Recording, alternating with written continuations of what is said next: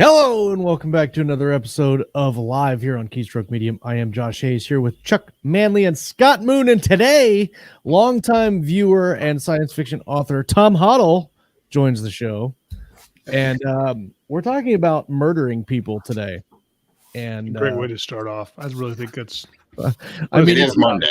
You can't start off a Monday without talking about murdering people. I really don't know. Murder Monday. I mean, I never understood people till I took a few apart to see how they worked.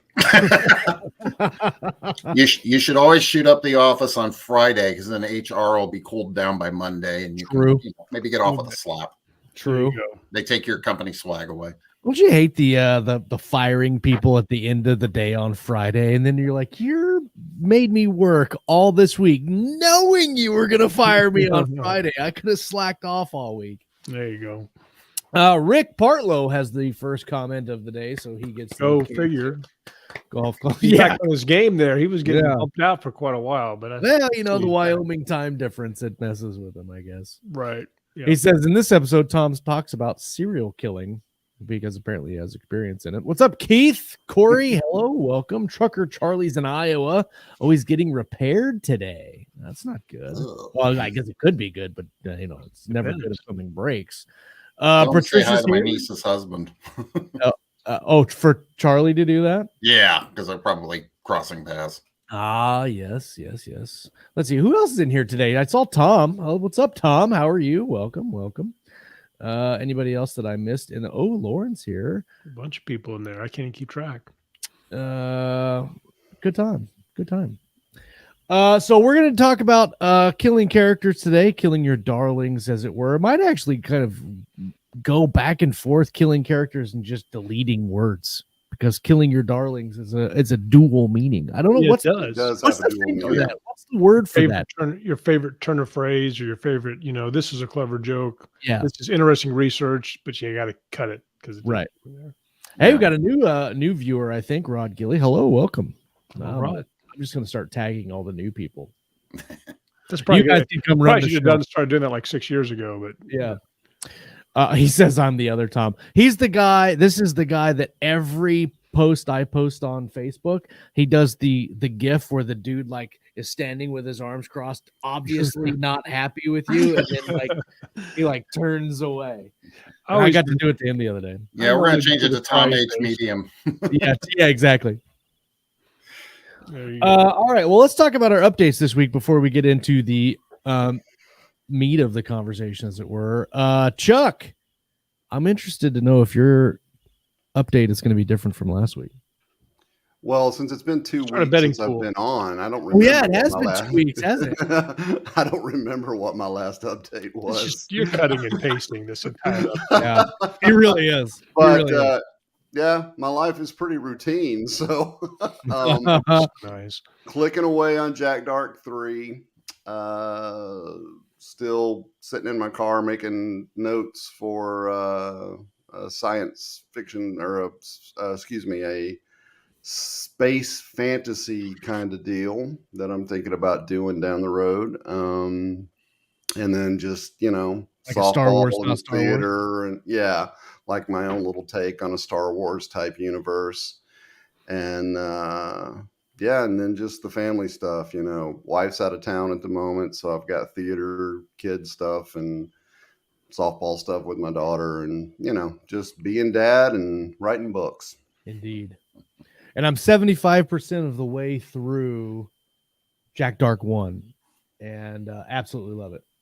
Absolutely love it. The conversation with what's his name, the Fae, Lestrange was amazing. I was after the Sentinel guy Stockton said, "Don't make any deals," and I'm like, "Oh, this is gonna get fucked up. This is gonna get really quick." And then I read it. I'm like reading the whole thing, going, shouldn't have done that. Shouldn't have done that. So good times. Yeah, I'm gonna finish that hopefully this week. And I'm glad you're enjoying it, man. Oh yeah, man, it's super good. You know when that comes out? When does it release? That I think they're waiting for me to get the third one actually in their hands before they talk about any release dates. But I believe that one and book 2, I don't know if they've actually gone to the editor or they just have an editor and it's in their queue. Yeah. But that's all up to Steve and Rhett. So right. Well, good times. Scott, what about you, man? About the same thing. So we did sell the house. I think I said that last time. We're going to move it into an apartment in mid-April. That's going to be lots of fun. So I'll probably be like riding in my car in the parking lot or something. Feel like been there, man. I'm telling you, you just need to come over to my house, man. I know. I'll come over there. I'm sure I get a lot of writing done. We wouldn't bullshit or no, not at all. no. That wouldn't happen at all. Absolutely no liquor consumed. Yeah, no liquor. We're not going to do anything crazy. Well, we were riding. Now we're grilling on the back deck, drinking beer. Hey, it's research. It's steaks and bourbon. We're talking about riding. Does listen, it's all a tax write. It all goes. Okay? It all goes in. It all goes into the big meat grinder of the brain here to make the stories come out. So I've kind of been like, I'm like the writer. Like if you're teaching your kid how to drive a stick shift, like lurch forward and then come to a deadly stop and then lurch forward and kill the engines. So Reaper 14, I'm just blasting through words. Like, this is so much fun to write. Everything's coming easy. All the characters are cooperating. The plot lines are wonderful. And then life hits, and then I'll have like 0 words for like 5 days. Right. And then I'll jump back in and be going crazy again, like I popped the clutch. So, but that's going okay. Reaper 13 launched yesterday. I think we have a book bub thanks to Jeff and his promotion crew and his giant fan base. So I think it hit 698 or 598 was the lowest I've seen it on rank. So that makes me very happy and makes me feel like I got good read through considering it's the 13th book. And then the series has been kind of old. It's been out forever. So that's good. I like that. Trying to chip away at several side projects that are going slower than planned just because I have to put my priority on my main source of income writing wise. And trying to plan out when's a good time to retire. I don't know. We'll see. I think it might be closer than I think, but having had that crutch to fall back on, some of the worst advice that they give creative people is have something to fall back on. Yeah. Which is kind of good advice, but it's also kind of horrible advice depending on how you deal with it. Well, it's very practical advice, but it's also demotivating advice. Yeah. You mean you definitely not literally having a fire lit under you all the time to try and make it work. But that's also very stressful to be like, and I've worried that if I had to, like, if I didn't have any retirement or any other income or any other backup plans that would that affect my, my standards where you just write anything you can to make money because you have to feed, you have human beings that need food and a roof over their heads. So it's kind of a balance, but I'm still looking forward to it. A little bit scared, but we'll see what happens. And other than that, good stuff. Playing some instruments. My kids started playing music again, which got me back into playing music. And I realized that as a grown ass adult with my own credit card, that I could easily have 400 basses in this room by this time next year. I'm like, oh yeah, that'll definitely fit on there. This bass isn't that much. Yeah. I should have 7 of these, And there's definitely nothing wrong with that. Oh, it's like buying guns though, because my wife doesn't understand why I should buy so many guns or so many instruments. But my policy is never sell a gun, never sell an instrument, and pretty much get all of them that you can. So, I could need some storage help here before long. So far, I've been disciplined. You can see my electric bass over there in the corner is like, I bought it for $100 used in 1985. So it's not. Wow. But I can easily spend unlimited amounts of money on instruments. Kind of an addiction. So Chapman stick. Yeah, exactly. So it's crazy stuff. So that's all I got. Good times. Tom, what about you, man? What you been up to this last couple of weeks? Well, I am I have the whole suicide arc in the can. And went through last fall, looked at the last novel of the entire arc. And I think that was the one where I posted on the group. I said, I'm writing it backwards because I couldn't get it to work. So I just wrote the ending and then worked my way back. And then it got the story told, but it was horrible. So my whole focus this week is just completely rewriting it from scratch. I mean, I have the basic story, but I've got to redo that. So I'm focused on that. I owe Down and Out books as Jim Winter. I owe them 2 more novels. One's out with a reader right now, getting carved up, and then I'm outlining the 3rd one.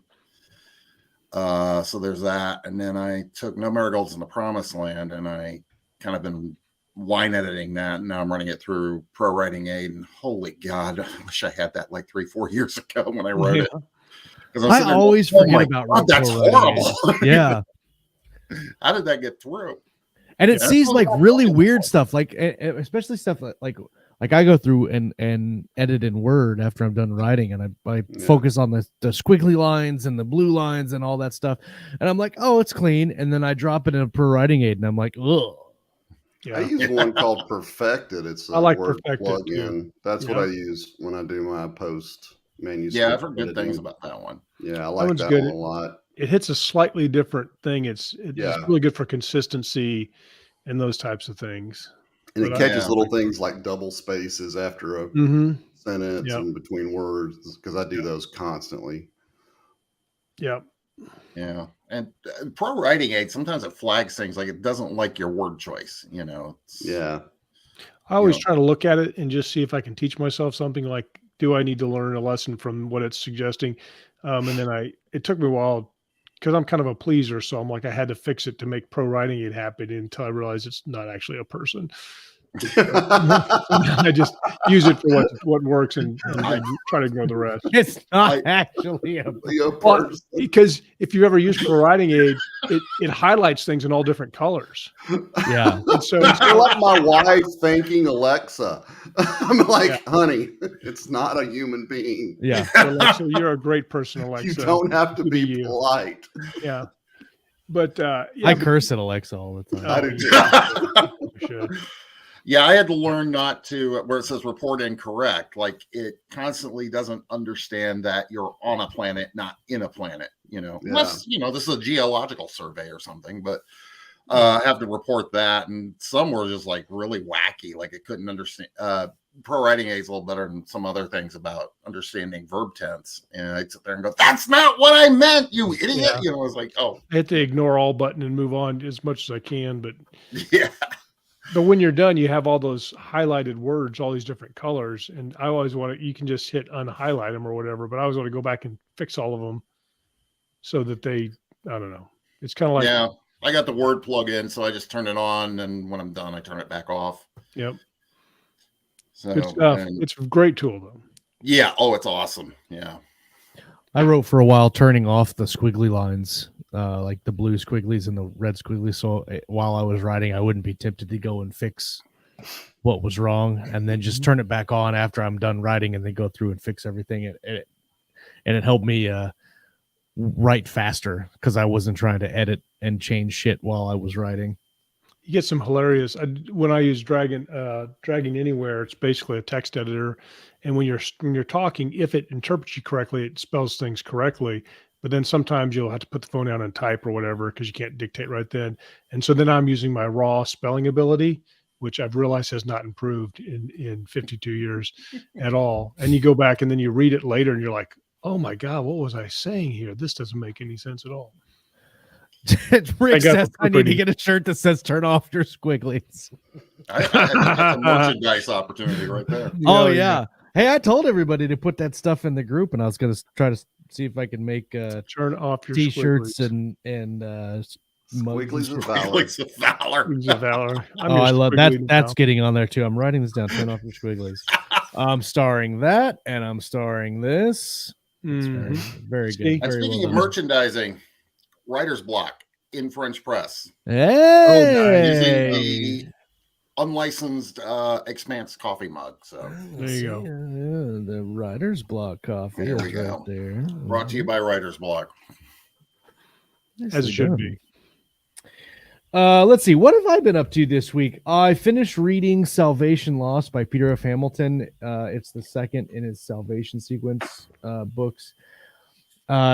the reason I mentioned this is Scott and I were talking about writing space opera, and he was talking about writing or reading examples, and I'm like, dude, you need to reread the Commonwealth saga, his the Pandora Star, and I think I have that up there. Yeah, I do. I have it right up there. Pandora Star and Judas Unchained are by far the two best space opera books I have ever read in my entire life. They're amazing. And so are the Void trilogy is really good. His Night's Dawn trilogy is really good. The Salvation series is good, but I don't think it's as good as the other stuff that he's written. It's the first book is almost all set up, and then of course, I mean, obviously, but set up in a way that's it was if you've ever read what's that book starts with an H? Hyperion? Yes. Hyperion, yeah. If the first book in the Salvation series is almost exactly like Hyperion, where you're getting like every quarter of the book is basically another series, another story from a group of people that are going, like the book starts out and they're going to this place on this planet, and the journey is like 18 hours long or something, and during that journey the characters are telling the other characters their story. So it's almost exactly like Hyperion, where you're getting kind of glimpses of these other stories, but none of them are connected really until you get to like the second and third books, and you're like, okay, I understand why these stories are connected. And the third book starts off they almost exactly when the second book ends ish, but there's two different timelines. So there's a future timeline, like 10,000 years in the future, and then there's a present timeline, which is like 200 years in our future. And so you see that they're connected, but they're not actually connected. And then I don't know. I like it. It's good. I'm gonna finish it. But I really, really like his Judas Unchained, Pandora Star, and yeah, Rick came on and talked about it. The second book. Those, if you've never read them, definitely read them. They're long, they're beefy. The learning curve is pretty steep on Pandora Star, but it's worth it. I guarantee you, if you want to write really cool space opera, it's a necessary read. Yeah, it's definitely good. And it's one of those that kind of drags you in. And I remember listening to it the first time, the Commonwealth Saga, and you just almost can't stop, which is good because it's super long. Yeah, it's super long. I started listening to Project Hail Mary on my trip. I went home to see my dad this weekend. What'd you think about it? I like it, but I'm not sure. I mean, I really like it. I think it's awesome, but I have like 10 hours left, and it's very, everything's a scientific problem, and he does a great job of making that entertaining. And he's got some bigger milestones like making first contact and all that stuff, that obviously hooks you into listening to more. But I'm like, can I listen to another 10 hours of science experiments? But I think I can, because obviously I did the first 7 hours. Okay. But not my normal reading thing, but yeah, it's good. And I can see why it's got 85,000 positive reviews on the audio book. I downloaded it. I listened to like the first 15 minutes of it, but then I wanted to finish the other books I was listening to before I started it. So yeah, it gets pumping along pretty good. So yeah, I would recommend it. But it is a big time commitment when you're already behind 15 books you're trying to read. True. Yep. Well, I listen to if there's any audio narrators listening to the show right now, mute your audio feed. I listen to all my books at like 1.4 speed. And so you get through them quick. I get through them pretty quickly. I played it for someone. I can't remember who I played it for. I was telling them about audiobooks, and I'm like, this is what it sounds like. And they're like, yeah, that's nice. I'm like, but this is how I listen to it. And I clicked it at 1.4 speed, and they were like, oh my God. I'm like, yes. Yeah, you gotta ease into it until once you get used to it, you don't notice it. Especially when John Lee is narrating, because John Lee talks really slow. Yeah. And so if you speed it up to 1.4, it's almost like I'm talking right now. This is how the audiobook would play if I was talking. Yeah. Yep. Let's see. On the writing front, what have I done? Working on Tranquility 3.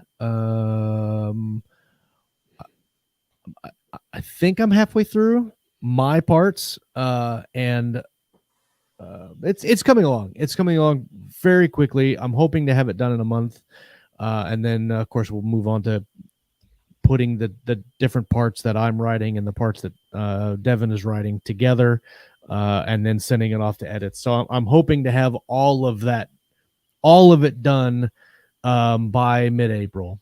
Probably hoping to have most of the writing done by the end of March, and then just work on going through and kind of doing a continuity pass, and then making sure everything fits, and then sending it off. And then it'll be on to Weaponized, and Weaponized I think is about halfway through the first draft of book 1. And I'm not working on any short stories right now, so it's just all Tranquility, just slamming that out. No more short stories. I'm gonna be your manager. Yeah. You're like, nope, you can't do any more short stories. Yeah. Well, for the time being, anyway. You gotta. He has to go to a 6-month cleansing period. You gotta right.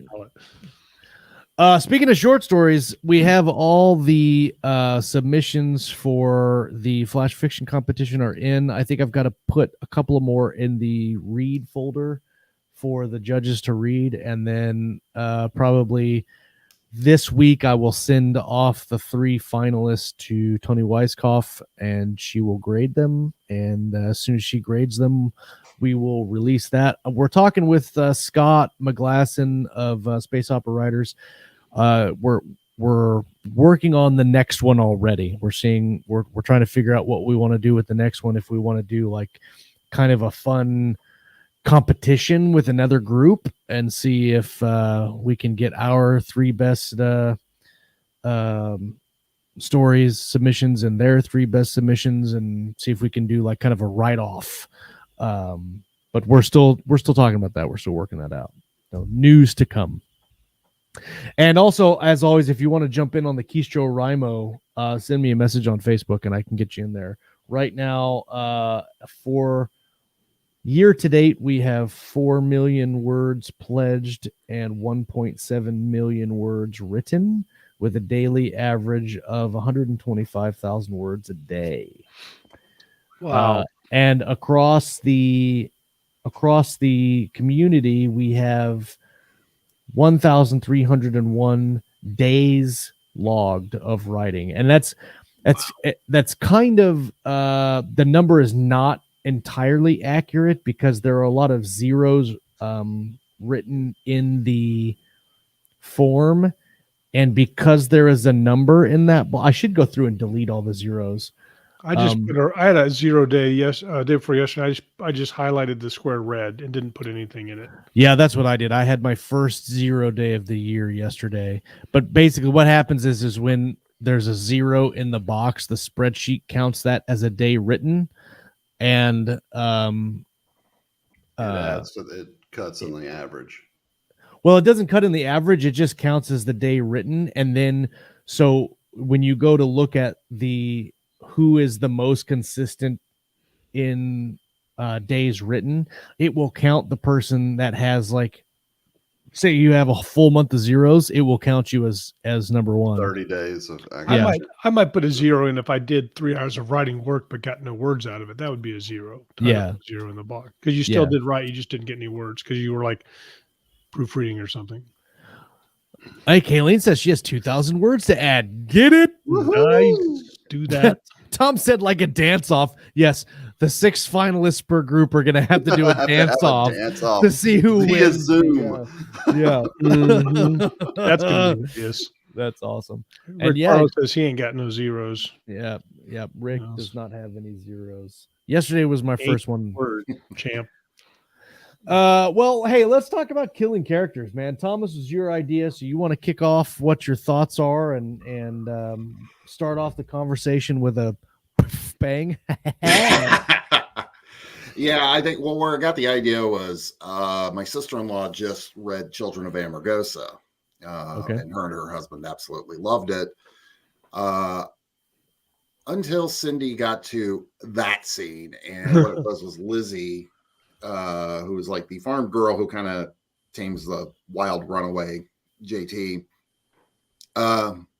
gets zapped out of nowhere. Just, energy weapon hits her. She's a pile of ash. And she's like, I actually got a phone call. It's like, what the hell did you just do? And I'm like, I killed a character, it's what I do.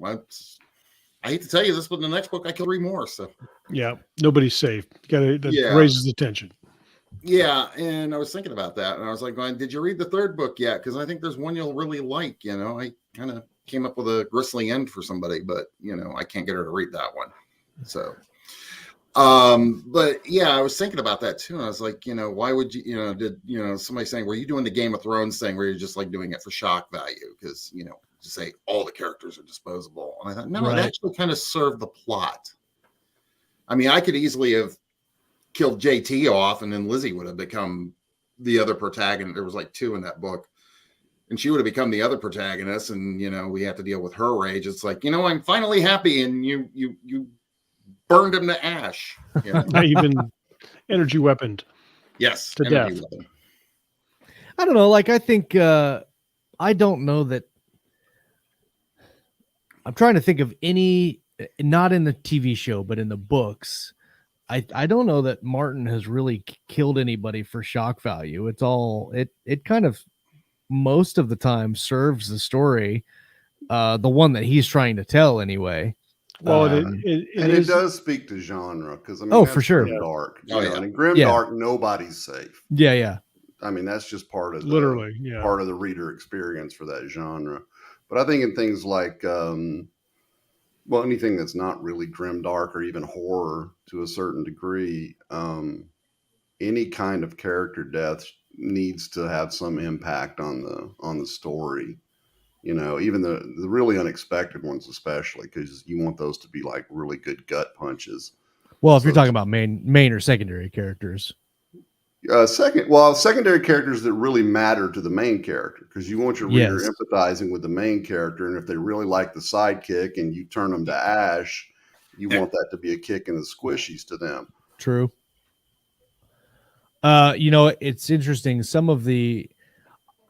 When you're talking about character deaths, I always think about what emotion I want the people to feel when you kill a character. Usually laughter.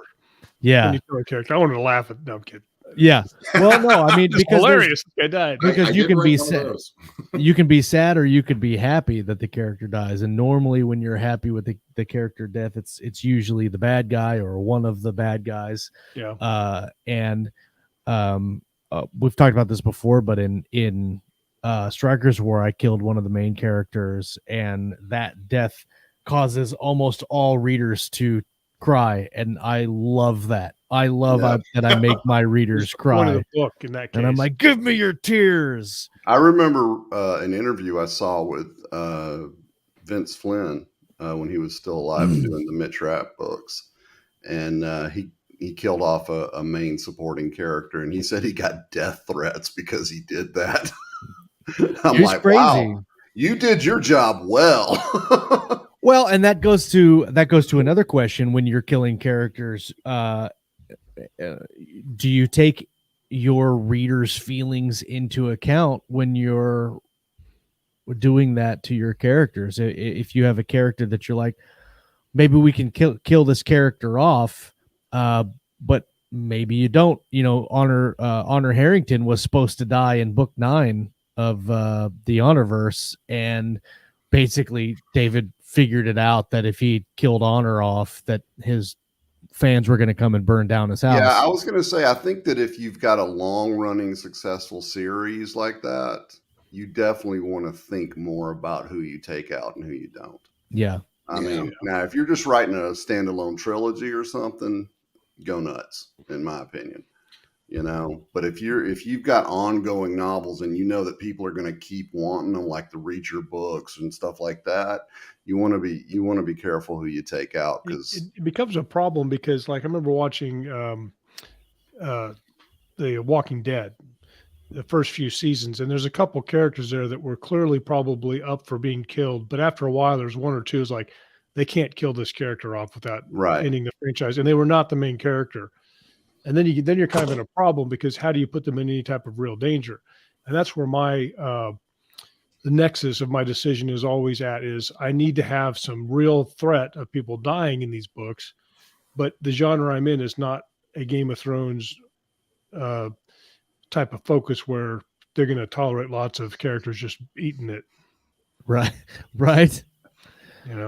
Well, and this sometimes this happens too. I spent a long time rolling out a character's backstory, gave her a flirty scene and a heroic pre-death. Then during the escape, boom, she's killed. I was a wreck for 3 days. Says Jay Clifton Slater. Well, that actually brings up a good point, is killing characters you like, forget about the fans. I've done that in the past, where I killed a character that I really like this particular lady, but I knew in book 3 she had to go. And it's just, it's kind of like, oh, well, and I just, you try to make it as memorable as possible. I had one, and I could not figure out what the hell to do with her. And so in book 2 of Amargosa, I killed her off. I'm just like, oh, nope, she's done. The last thing you hear is her screaming in the dark, and they can't find her, and she's gone. And then, after I finished the book, I had this idea. I was like, wait, those weren't exactly wild animals, and I kind of like her. And I ended up bringing her back in the next book, and she's like, no, nice. I've been off putting together a resistance cell and, basically, killing people. Well, and that brings up a good point. In a lot of genres, there's the probably dead type scenario where there would be a probable way to bring them back. And even if you never do, sometimes it gives the readers enough of a release, is like, maybe they're living happily ever after in some other star system doing, bounty hunters stuff or something.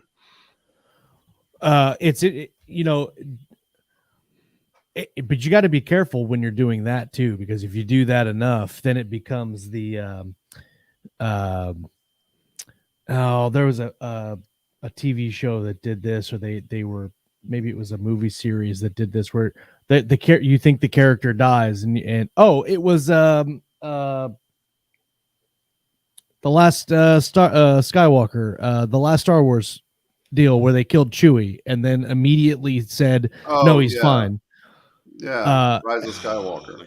Yeah, because you do that like off-screen kind of off-screen death, yeah, and then you trick the reader into thinking that they died and bring them back, which could work. It could work, but if you do that too often, then you risk lessening that effect, or the reader's just going to think he's going to come back, and it's not going to be as emotionally impactful. It becomes comic book deaths, where nobody ever really dies.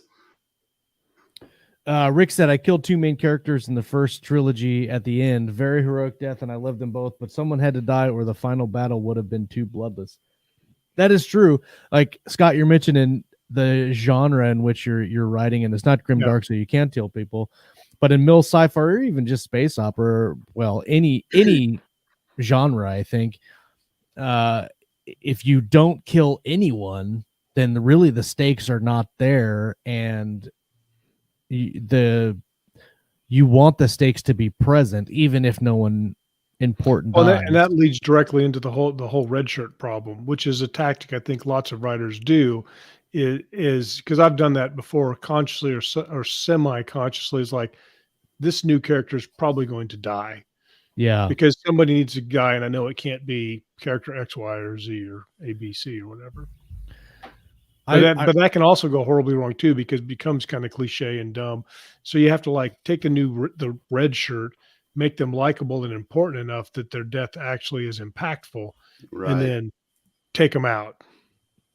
I think I had a couple of characters like that in the Valor series, where I knew that I know specifically I did it in the last book, where I killed off one of Sheridan's friends, and that kind of tipped him over the edge a little bit. And so sometimes the killing of a character is fuel for your main character, positive or negative, right? Like, you can have a death that complete. The thing about deaths is they're just not. Killing a character in a novel can serve multiple purposes. Rather, like if you're watching a movie and somebody dies, of course it's gonna it could be cool, it could be an explosive death, it could be just he's a victim to a serial killer or something. But you have a really big opportunity, I think, in a lot of novels to use main character deaths to trigger more than just the reader going, oh, we have a loss here. Like you can use that to push your characters in different directions. And sometimes I think we kind of miss over like the after effect of death, and like you kill off a character and then the main character is like, wow, that sucks, and just keeps going. Yeah, that's tough. Even if it's just minor. I hate it when that's unfortunate. In the story has exactly no impact. You know what I'm saying? Right. Like, it's like the main character can go on a murder spree because he's the main character. It's okay, I'm the main character. And then he stops for an espresso and then continues. It has like no impact on him whatsoever. And that, I don't know, that gets old. I also think that sometimes you can use. I keep coming back to the second book in my Brace Cordova books. I had a scene where, in a nutshell, Brace is transporting some squad of Space Marines to do a rescue thing, and they have to drop out of his ship into a hot zone. And I spent some time on the ship, and you kind of get to know each of the Marines, not like really in depth, but enough to know that this one's a dick, that one's that one's a nice guy, so on and so forth. And then a couple of them just get vaporized before they ever hit the ground. Yeah. And I did that because I wanted people to realize that that's their job. That's how dangerous what they do is. You know? And I think a lot of times you can use, I want to say, smaller character deaths just to build that sense of tension and the kind of the just the overall mood of the scene or whatever. So that when you cut back to those Marines later, they're like, oh crap, so-and-so had the radio or whatever. And now he's gone and it went with him. And, there's a problem and stuff like that. You can sort of use those small deaths to make a bigger impact on the story overall. Good way to throw some roadblocks in their way. Like you said, and they can happen fast. A sniper's bullet can change a story and rapidly. Whereas Scott McGlasson, as always, is adding intellectual grace to. Thank you, Scott. Well, I think that's a response to the comment right before that. See, this is where I want a button that'll do a rim shot. Just yeah. It's bad I can't kick people out of watching the broadcast. Because I could easily just kick Scott out and it's fine when I bring him back. I can't kick Scott McGlasson out. It's wrong Scott. Let's see. Corey says Jay Butcher blindsided everyone with the main death character in the last Dresden File book. Or do you guys remember? So, Corey? I saw that coming because I know what's going to happen next now. I'm sorry. I need to read those books. I haven't. I just started reading them, the paperbacks, because I listened to the audiobook, and recently I started reading them because I want to write some urban fantasy next year. But I will remember say, when J.K. I will say the way he executed that death was, I expected it to be grander. It was really just kind of this simple, and I expected it to be a much bigger thing. But I thought it was well done. Anyway, sorry, digressing. Do you guys remember when? Spoiler alert, Dumbledore died and everybody lost their minds? Who's Dumbledore? He left the cake out in the rain. I can't talk to this guy anymore. But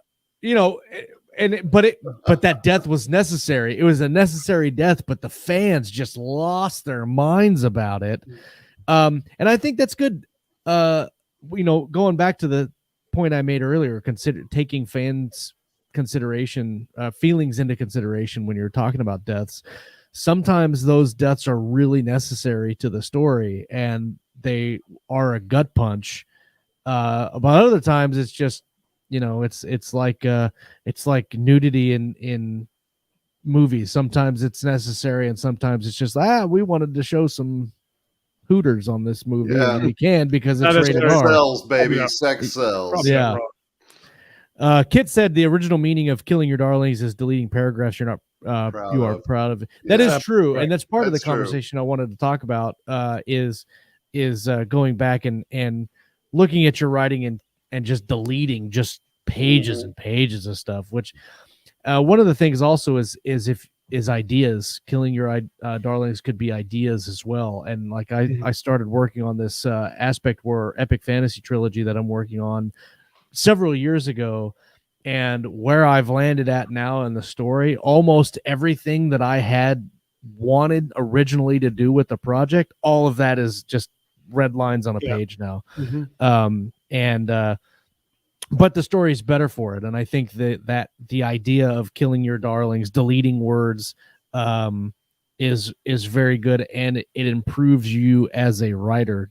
Even if you think those words are really precious, but if you can delete them and the story is better or still good for deleting the words, then I think that shows a lot of growth like as an like author. that meme that's going around that has the pun. I think whatever those. It's some reality show where the guy is saying you have to cut this paragraph because, but I did a lot of research for it. Oh yeah, yeah. It's that type of thing. Or I remember one of my first books. I remember a couple of scenes that were extremely visual, and I loved those scenes so much. And they stayed in, but I probably was too attached to those. Those were probably drawings that could have been, and they weren't long, fortunately, so they didn't do too much damage. But you could spend a long time describing the scene in its perfect visual acuity, and then that's not really necessary. It probably could have been cut down to, speed up the pace or something. Well, another thing is that when you do, like, whenever I have a scene or a paragraph or whatever where I really liked it, I really liked the way it came out, but it just isn't working for that story, I don't just delete it and send it off into the ether.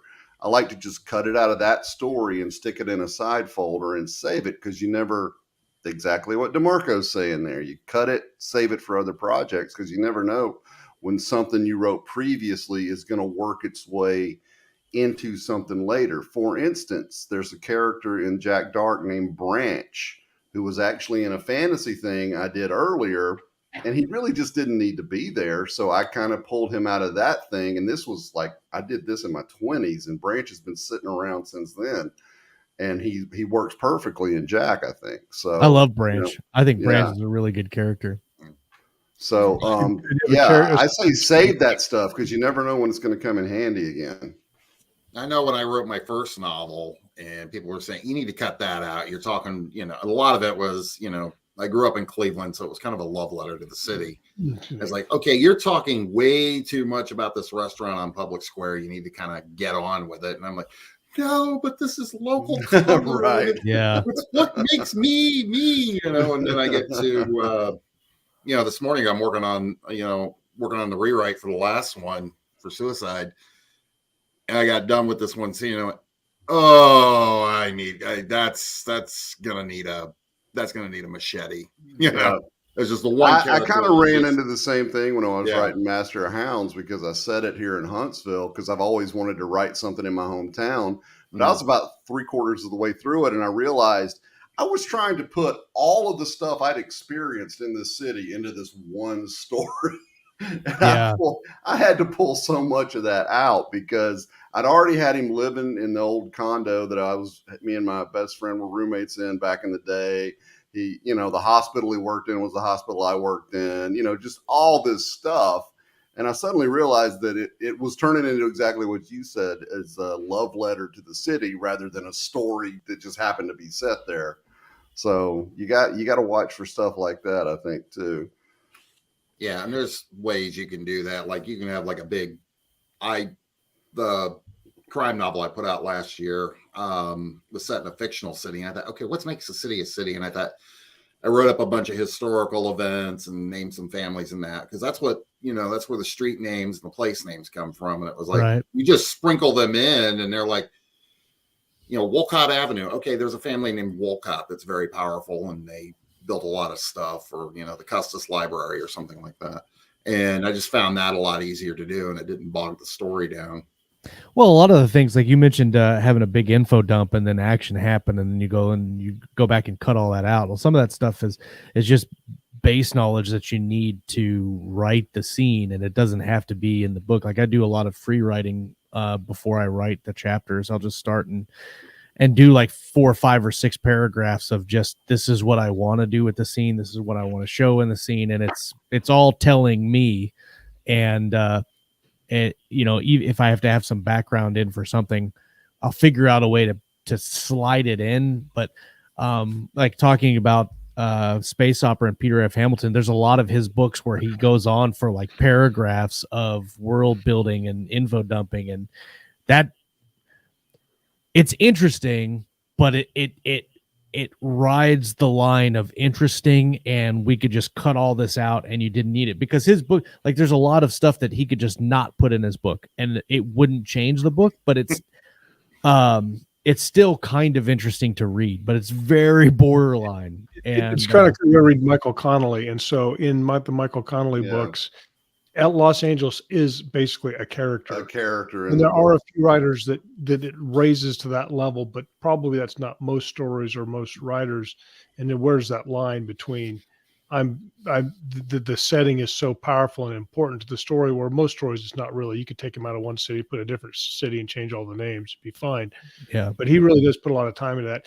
But when I think back on it, those are the slower parts of the book where I'm like, I'm glad that he's going to another jazz club and he's telling me exactly about the history of jazz. And at the time I wasn't into jazz. I was like, oh, okay. Yeah.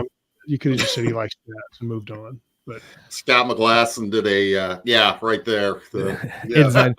He did a beta read for me on the next book I have coming out. And they just mentioned their uniforms are made of nano fabric. Like you just put them on and they shrink to your, and they can turn into armor if need be. Well, lightweight armor anyway. And he's like, I get enough of this with the Amazon concrete from Peter Hamilton. Dude, I just mentioned it in passing. So the enzyme bonded concrete, it's interesting because he's got a really good point here. You can spend some time setting up a technology, especially if you're writing sci-fi. You want your readers to know it's not just concrete, it's enzyme bonded concrete, right? So you mentioned it like 1 or 2 times, and then you just hope that the reader keeps that in mind and just move on. Like you just stay concrete. You don't have to say enzyme bonded concrete every single time you're mentioning the concrete, because like that's 2 extra words. You say he says concrete 500 times. That's 1,000 more words in your book because enzyme bonded. Yeah, but look how thick his books are. So. True. I there's a lot of things that I think, like when I write a story, we're talking about setting and info dumping and stuff.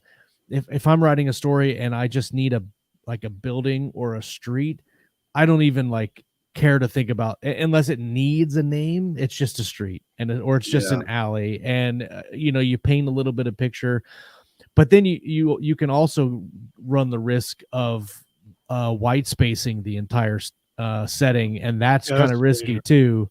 Yeah, but if you are trying to establish a specific place and you want to, I don't know if it's considered pandering, but if you want to just add a little bit of realism for people that might actually live in that area, you can name like certain streets and certain neighborhoods. Like I do that in the Jack Darque books with Atlanta. I'll say he turned right on Peachtree, whatever, and he lives in this neighborhood. But you don't like saying this neighborhood was established in 1922 and blah, blah, blah, right. blah, blah, blah, blah. Well, but I think like we mentioned before, like sometimes that setup is interesting, but you've really got to if you're going on for a page on the description of something, that's too much. Well, sure, but once, and I know I say this all the time, but once again, that comes back to genre. Like if you're writing for a historical fiction crowd, they love that stuff. Yeah. All the background and the detail, and that's what they want to read. So, but if you're just writing an adventure story or a murder mystery or something, you can gloss over a lot of that. Another thing we should probably talk about with Killing Your Darlings is Killing Your Darlings. And I mean, how do you even know that it needs to be killed? So what we're talking about here is editors. So when your editor comes to you with something that needs to be, sometimes you want to. No, I'm kidding. I never want to. I love my editor. all my editors. No I never offense, ever go, Dylan. "Ah!" And I love suddenly that. Ellen is at Scott's doorstep. Yeah. Yeah. I'm not trying to get my throat cut or something, but Hey, she lives 10 minutes from me. I'm not pushing yeah, that button. yeah, you need to stop. But what I'm saying is, everybody's had this where they send you something and you get that thing. You're like, I think my editor is right, but I love this paragraph, this scene, this character so much. How's that interaction? What's a good way? I'm just trying to get kind of a different thread of this conversation is, yes, we know we need to kill darlings, but what's the practical how to of that? I mean, what's the threshold for listening to your editor versus disregarding your editor? I almost always just make the changes, but there are times when you have to just do your own thing. Yeah, I always come back to the first rule of thou shalt not bore the reader. If it feels like it's unnecessary and it's a distraction from the main story that you don't want, or if it's making the story drag in any places, that's when I tend to think, well, yeah, I like it, but it feels like a speed bump, and I'll pull it out. And it can also be the presentation too. Like if you want something in there and you think that the information is necessary, look at the presentation and how you're presenting it to the readers, because you might not need an info dump. Maybe you can put it in as a conversation, or if you've got like 2 or 3 things that you want to say about a room, don't put all those things in 1, 2, 3 paragraphs in the beginning of the scene. Like sparse that out, like Tom mentioned earlier about kind of putting things threading them through a scene. If you've got a window you want somebody to look at, put that at first, and then if you've got something else that they're doing or something else you want to show in the room, put that in like later on in the scene, and just kind of seed those things in there. Yeah, I remember I read Saved a Cat a few years ago, and he talked about this technique called the Pope and the Pole, where it was a logical slow point, and the Pope was talking to his cardinals, and that's like an opportunity right there for a white room. And I was like, well, how do we make this interesting? So they put whoever did that screenplay put the Pope in a swimming pool. So you have like this old guy who's like the head of the Roman Catholic Church and swimming in a pool talking to his cardinals. And people are paying attention because they're looking at, what the hell is this? In fact, I love this so much. You're subverting my expectations. How dare you? Pope and put him in the pool. Yeah. Yeah. That's a good point. Sometimes you just need to be done the better.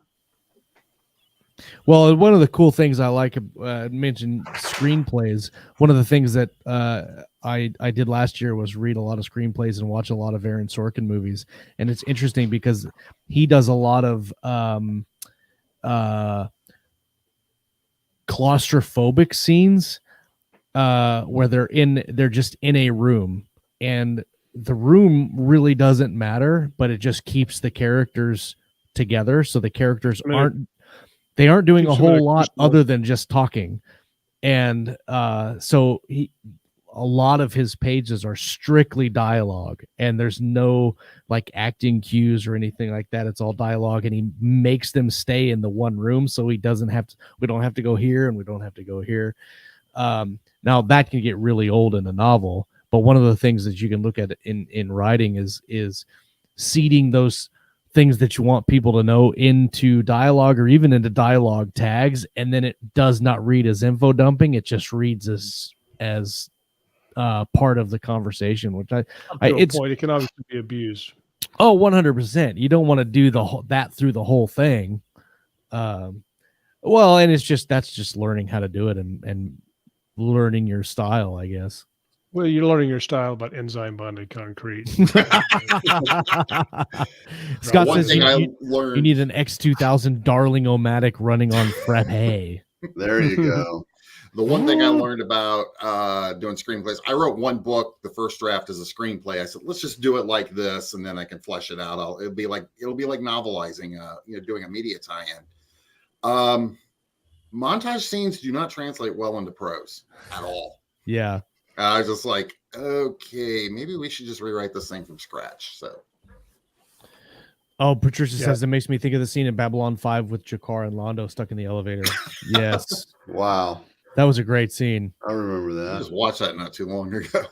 I love need it. to Speaking of rewatch space opera, watch Babylon 5 if you want a good Yeah. space opera. That's amazing. Amazing space opera on TV. And I don't know that they kill, speaking of killing characters, I'm trying to think the one character death that I can remember in that show that just killed me that I did not want to happen, spoiler alert, was Kosh. When Kosh died, I was just like, oh my God. Yeah, that actually surprised. I no. remember that surprising me too.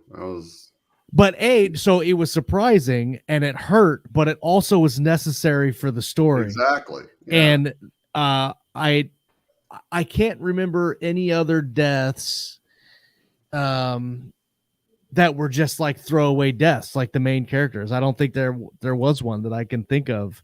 But man, fucking Partlow. Gosh, because Oh my gosh. They had that fighter pilot in season 2, and I think what Straczynski said was he didn't really want him in there, but they wanted, the suave, handsome, dashing. So he worked it into the plot. He goes, "Oh, this guy discovers who the shadows really are, and I'm going to kill him off when he finds out." Yeah. So the only thing you get is his recording, and they're like, "Oh, this is not good." When Anna died, that sucked. But when Morden died, I was like, let's do it again, man. Let's do it again. Like replay it and do it again. Again, if you haven't watched Babylon 5, great show. Oh my gosh, one of the best. I hope that Corey mentioned the reboot. I really hope that they do a reboot, but like keep the story. Don't mess with the story. Just redo the story a little better and a little tighter. About a 10% chance of that happening. Oh God, I don't. Yeah. Because but if Straczynski's behind it, I mean, it'll probably still be good. I mean, do you think? I don't know if I've seen a whole bunch of it. Do you think it's going to be like a sequel series or just a straight reboot of the source material? I think he's talking about doing a straight reboot. See, I wouldn't mind that because the story, like the Shadows Vorlon story, like that arc is amazing. I could have done without season 5. I mean, it was a good season. The series finale was good. He says it is a straight reboot. Good. I like it is a really good story from start to finish. And and it's old enough, I think, that he's going to hit a whole new target audience with the younger crowd. When was Babylon 5? It was like 94, 90s, wasn't it? 94? 90s, yeah. 94 is episode or season 1. Because I've seen bits and pieces of it. I haven't seen it all the way straight through because reasons. Won't go into that. Because my schedule has been jacked up my whole life, and a lot of I haven't watched a series like in real time since like 89 or something. But yeah, with new special effects and stuff, that the way they're doing TV these days, wow, dude! If they could do Babylon 5 on like the Expanse budget, because that would be amazing. There was an episode, and I can't remember what it was, but they were fighting in the hallways. They were shooting their little plasma blasters or whatever, and somebody like got knocked back and into a wall, and you could see the wall move. Shake. I know what you're talking about. I remember that. Yeah. I don't know what Leo's talking about, but Leo's going, I think you're watching the wrong Babylon 5. Are you sure you're not watching like, some sort of... He's watching Babylon 69. Some sort of parody. Yeah. I think too, Straczynski, he thought he was going to get canceled, so they kind of wrapped everything up in 4 seasons, and then Warner Brothers came back and said, "Oh, hey, TNT wants to run you another season," and they're like, "We just lost Claudia Christian. Quick, go cast an ex-wife for Sheridan." Yeah. And where are some of them now? Like Boxleitner's doing like Hallmark movies. How do I know? My wife makes me watch them. My wife watches them, but she makes me leave the room when she watches them because I am incapable of keeping my mouth shut. Luckily, my wife does not watch them. My wife. Oh my God. We're on. She likes stuff like SEAL Team and Yellowstone and like the stuff that I like. And I'm like, Amy likes SEAL Team a lot. We watched all of that. That's available. We're getting ready to start season 5. talk about character deaths. They in season 4 they kill off a character at the end of the season, and the first time I watched it, it threw me off because it's one of those characters that they don't really follow. It's a member of the team, but they don't really follow him. Like they follow like the Jace and man, now I can't remember the name. Sunny and Sunny, Chase, and then who are the other two guys? Borneaz's character. That's Jace. No, Chase is the young blonde guy. No, that's I'm saying Jason. Jace. I'm sorry. Team. Man, I can't think of the characters. It doesn't even matter now. Clay and Ray. Okay, Clay. That's it. Clay and Ray. And Davis. They follow those characters. But this one that they killed off was not one of the main ones. And so the first time I watched it, I was kind of like, huh. Well, you know who that guy was, right? He's an actual SEAL who was consulted. Not that guy. Oh, different guy? A different when they spoiler or whatever, Full Metal. Not Full Metal, yeah. But he was him and the other guy, I think, were both SEALs. What's Full Metal? Oh, I didn't know that Full Metal was. I knew Tyler was. Yeah. Anyway, when they killed him off, the first time they killed him off, I was like, I don't really remember how many shows this was in. So now the second watch through, my wife and I have been binging all of the shows, and when he first turned up in season 2, I was like, okay, he was around for a while. I just didn't notice him. Yeah, he just didn't have a ton of lines. Anyway, good show. Watch SEAL Team. It's really good. Anyway, we're at the end of the hour, man, and we've kind of bounced all over on this show, which is kind of what we do. Whatever, you guys know that. That's what we do. It's our brand. It's true. So hey, Tom, really quickly, what do you have out right now? Where can we send people to pick up your work? My latest is my latest is Checkmate. That is the second of the Suicide Arc, and that's at tshottle.com.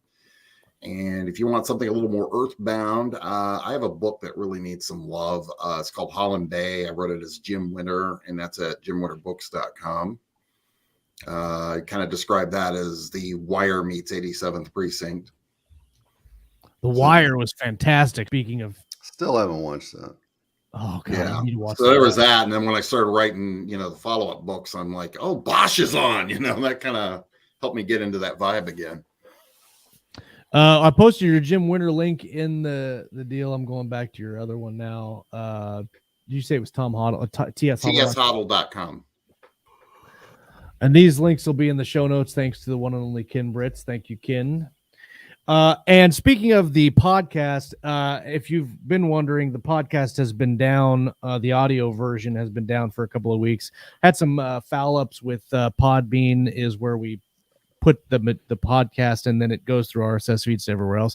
I'm getting that fixed today. Hopefully tomorrow it'll be up and running. We're putting it on Anchor. And hopefully those links will be working at the end of this week. And Kaylee says, it's not my fault. I know it's not your fault. So Anchor should be the new place, and then I've got to figure out how to get everybody in there to drop their episode. So hopefully the audio version of the show will be back here this week or next week. And so everybody, thank you guys for coming and hanging out with us. Tom, thanks for coming on the show, man. It was fun having you. Thanks for having me. So I don't know what we're doing next week, if that's a surprise to anybody, but we will be back next week, and hopefully we will talk about this hazy show of valor. I like that, Trucker. I like that. All right, well, we're going to kick out for the day. You guys were amazing. Thank you guys for hanging out with us on Monday afternoon. We appreciate it. Come back next week. We're going to talk about some reading, some writing, and, of course, everything in between right here on Keystroke Media. Peace.